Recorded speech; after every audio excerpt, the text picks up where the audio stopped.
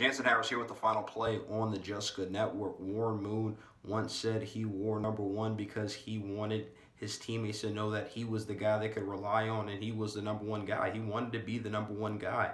He played 6 seasons in the CFL, where arguably he might be the best CFL player of all time, winning 5 championships, throwing for a bunch of passing yards, kind of unheard of passing numbers.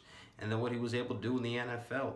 He had a season in 1990 where he led the league in touchdown passes and passing yards. He did it twice, leading the league in passing yards. When he retired, he led most major categories. He was in the top 5 in passing yards and passing touchdowns. I just think what his career could have been, his numbers would have been even better in the NFL if he was able to play in the league and didn't waste 6 years playing Canadian Football League when the whole world knew he could play.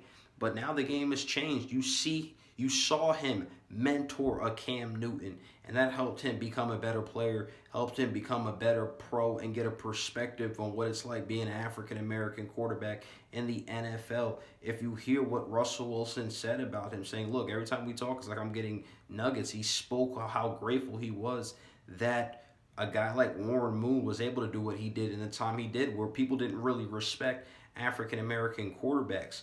Also, the first person ever to make the Canadian Football Hall of Fame and then the National Football League Hall of Fame when he got inducted in 2006, becoming the first African American quarterback to go into the Hall of Fame as well. Warren Moon will always be remembered. He was a gunslinger, a guy who put up a bunch of passing yards.